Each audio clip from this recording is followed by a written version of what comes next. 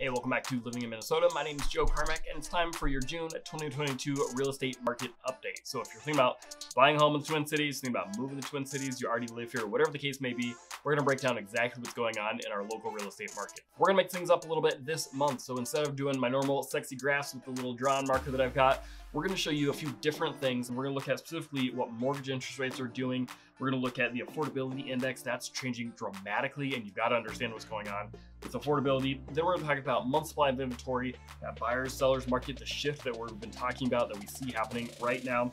Then I'm going to hit you with a few different quick stats that I've been keeping my eye on. Now, these aren't normal things that I'd be looking at, but we're going to look at, for example, how many homes are getting price reductions and how many aren't selling, which has been becoming a huge topic of conversation in the next few months. Then I'm going to land with mortgage calculator. We're going to look at some different payments because I want you to understand exactly how this is all going to affect you. We're going to put a bow on it with looking at if rates are 5.5 or if they're at 6%, what that's going to do for your payment, how much you're going to be able to afford, and so much more. So don't go anywhere. Make sure and subscribe if you haven't already, and we're going to get into it right now.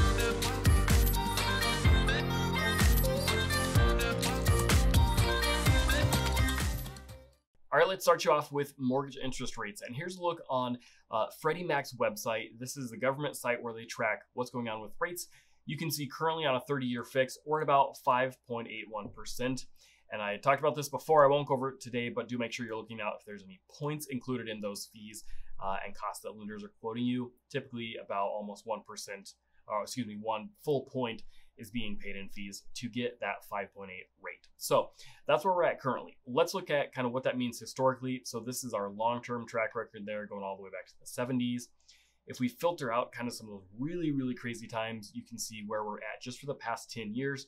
So we've obviously hit a really big spike. And then if we bring it down the last 3 years and then the last 1 year. So if you heard me last month, I was talking about, hey, cool, we just had this huge spike, but things kind of went down. Well, then we've obviously gone the other direction and we didn't stay low like we were hoping. You may have heard that the Federal Reserve announced a hike in their rates as far as the basis points goes.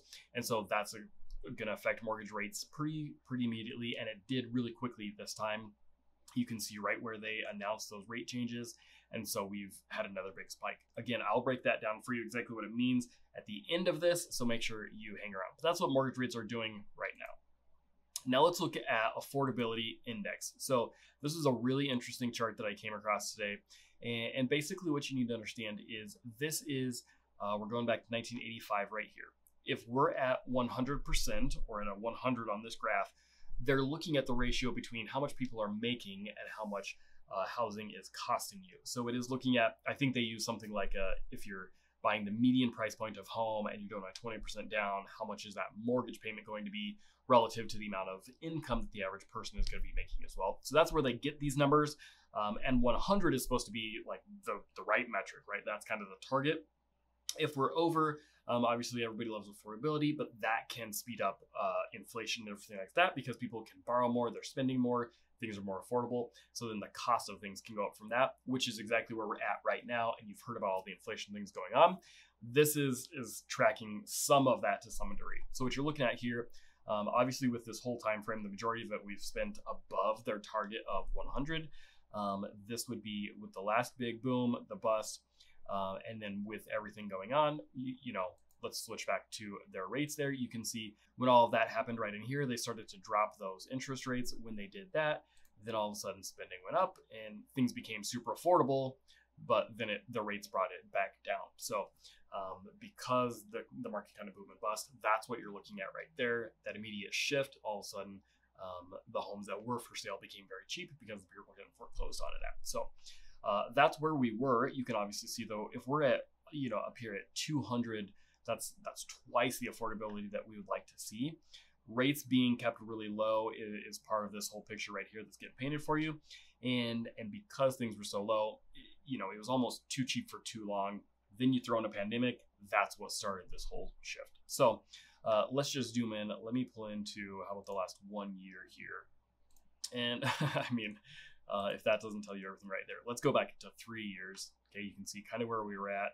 And then we just fell off a cliff right there. So we're currently still in the good zone of where we'd like to be. I don't expect that's going to last long. I'm sure affordability will continue to drop. The Fed's rates is intended to slow this down. So if you heard they've used all the most dramatic terms they can to describe what's going on, but this big rate hike is because they need to slow this down.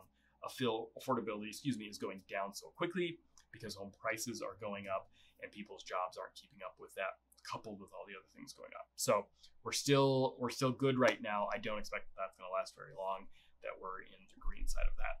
We will be keeping our eye on with rates going up. I know nobody really wants to pay more for their mortgage, but if that slows down this falling affordability, that could cause a good thing. That could slow down home prices going up, which we'll look at here in a second.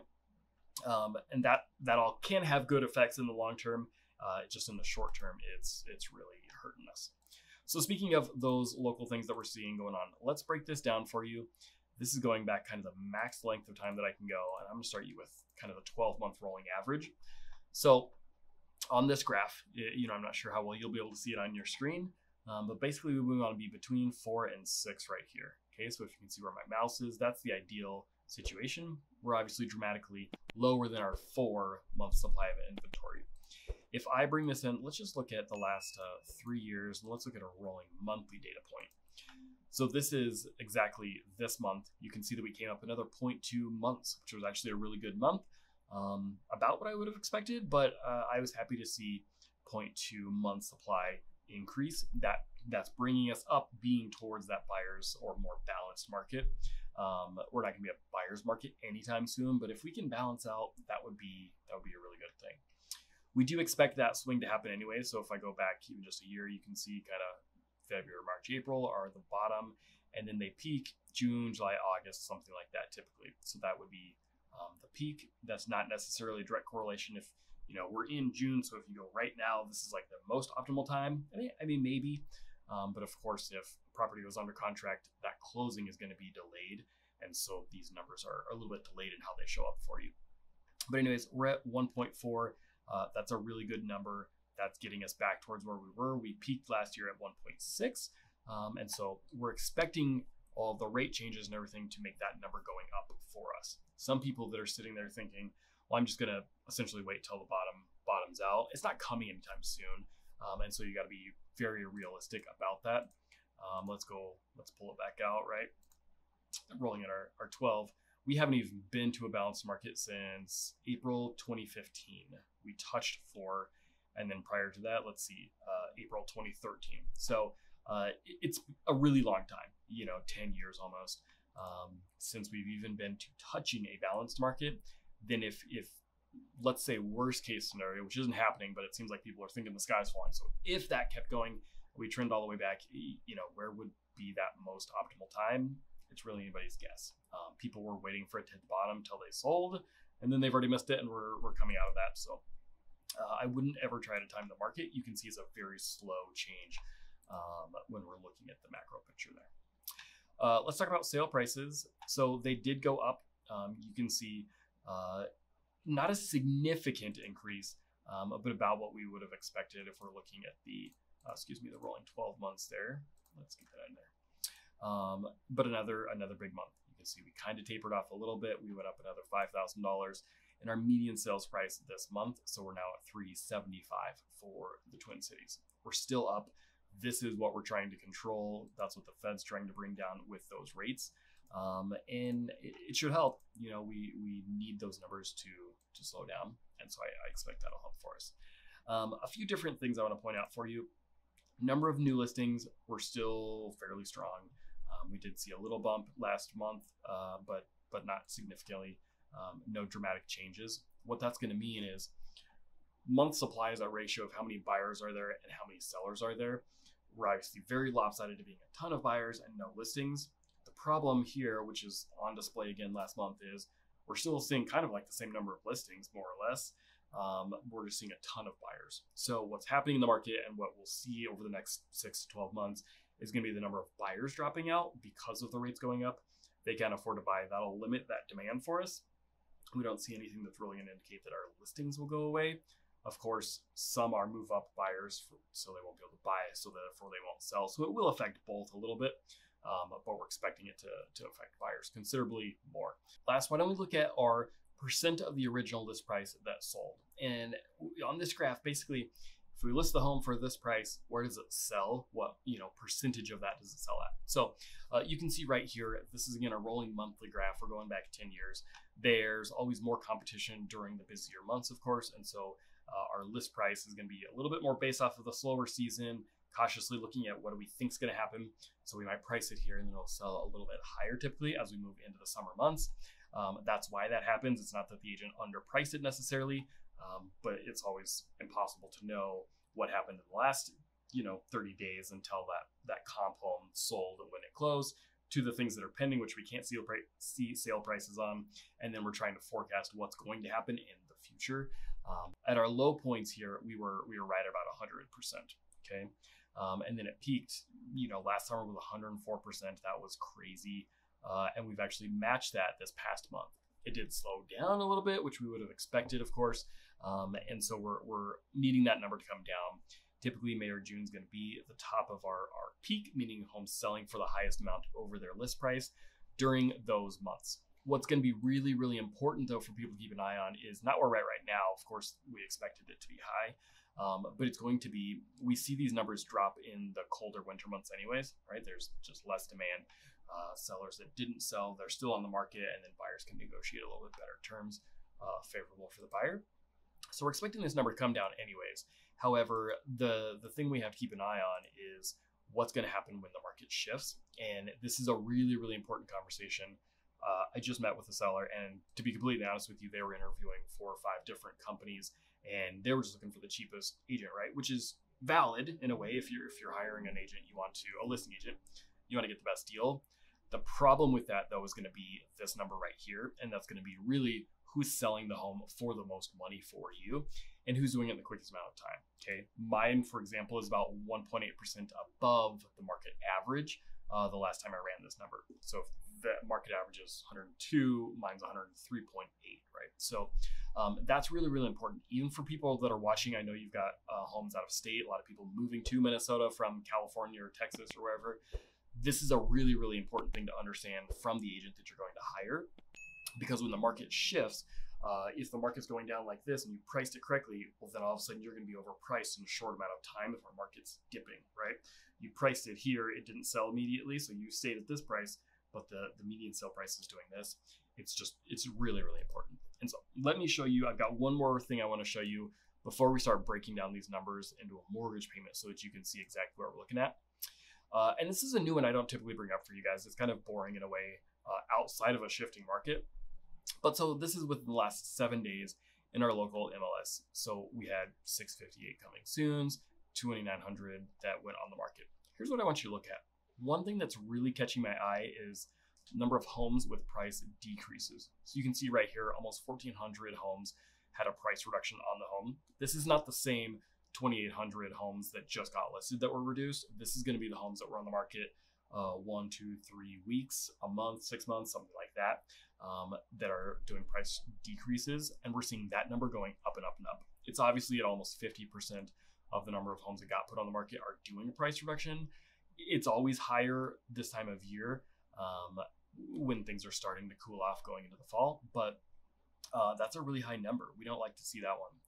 The second thing that I'm also keeping an eye on is these canceled and expireds right here. So with a canceled listing, it basically is for whatever reason, the homeowner decided they just no longer wanted to sell the home, versus an expired is when they had a listing contract, it was 6 months and the contract ran out, it expired, they didn't renew it or they didn't extend it because the home didn't sell. In either case, the sellers wanted to sell their home, they put it on the market, they went through all that work, it didn't sell, and so they took it off the market. That number is actually lower this week. That's not a terribly high number, but that's still, add those two together, it's about 15% of the number of new listings that hit the market that were canceled or expired. Again, canceled or expires is going to be from previous listings from prior months, but that's a huge number, and we're going to see it going up pretty considerably. Okay, the number of people that overprice their home, and then when sale prices are softening, that's a terrible strategy. We're going to have to be really conservative with our list price so that we make sure we're not overpriced, because we know the market is cooling. Of course, if there's a ton of buyer demand, it'll still go up and over, which is great. But I'm seeing that a lot.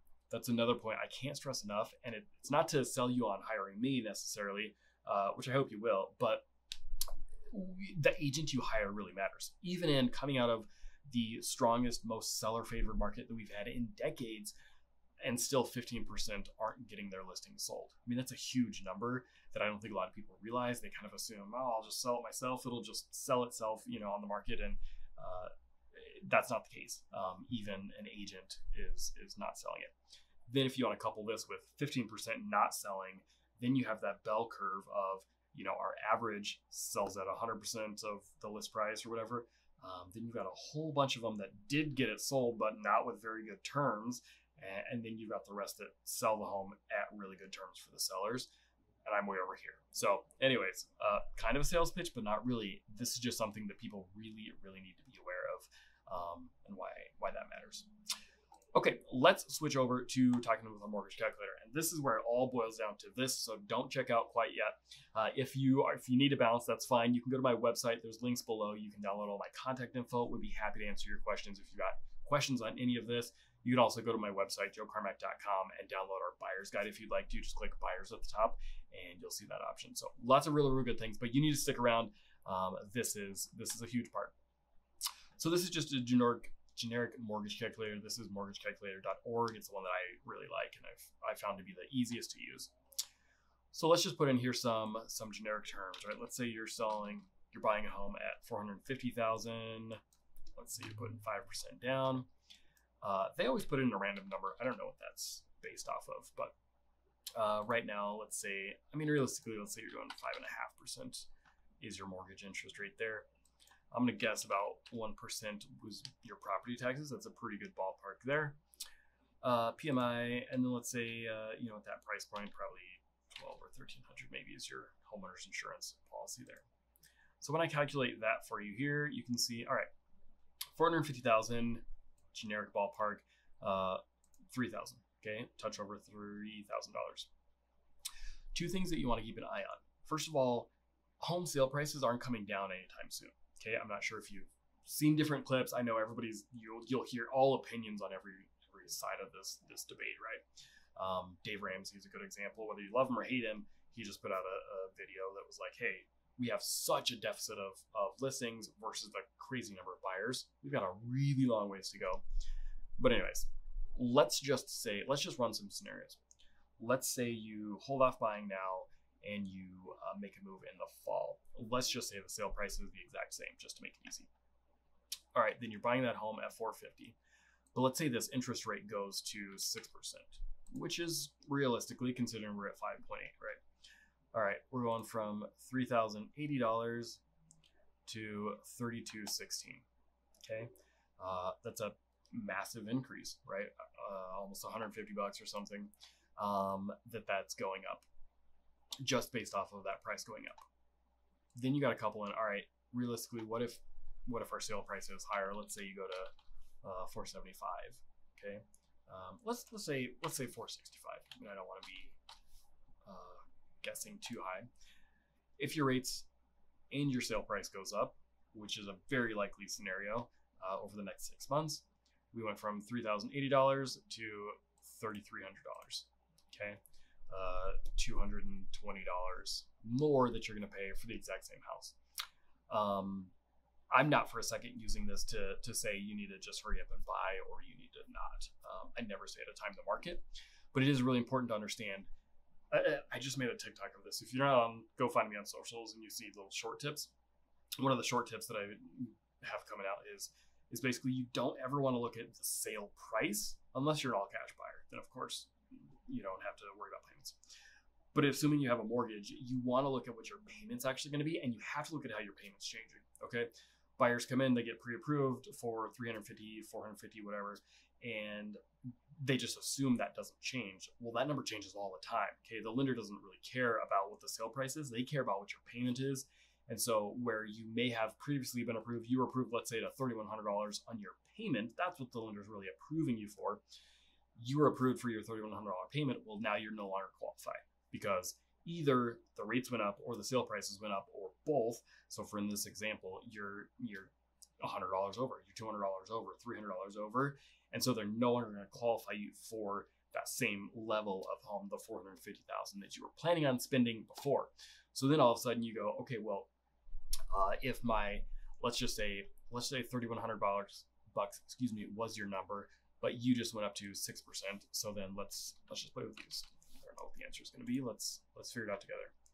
So there you go. So that was a pretty good guess actually. Is it 425? Let's see. Yeah, I mean basically. Let's do it one more time. All right. Okay. So a touch over that. Let's call it 415. So you were previously approved for, check me if I'm doing my numbers right, but we initially ran our numbers for 450 at 5.5%, and that gave you a little over a $3,000 payment. And so then now to get you back around that same payment, I think it'll probably be about 415 or 420. So your pre-approval amount just dropped by $30,000 of the price point of the home that you can look at. And if in that same amount of time, that $450,000 home became a $460,000 home, right? The same home got more expensive, but your ability to buy just went down. And so it can be a huge swing. So what am I talking about? I'm saying then with essentially every property, you got to regularly go in, you got to see, okay, if our rates are doing this number up and down, what are we at currently? What's today's rates? And so essentially you're saying, what can I afford today? Then we will go shopping for that amount of homes so that we keep you within your budget. Okay. I don't want you to, even if you could get approved for that higher amount, I don't want a buyer to come in and all of a sudden have a surprise of, well, shoot, my payment's $200 more than I expected. I'm not comfortable with that. But then you're already under contract for the purchase. So it's really, really important. And those numbers are just changing all the time. And your rate can affect you a lot more quickly than just that purchase price. So there you go. That's what's going on in the Twin Cities. I would so love for you to subscribe. Let me know your comments down below. It's really fun to get comments from people all over the country, whether you're local, living in Minnesota, or you're thinking about moving to Minnesota. I'm happy to help you. I've also got playlists on the channel, so you can make sure you can check out those, neighborhood tours, and a whole bunch more. My name is Joe Carmack. Thanks so much for watching, and I'll see you next month.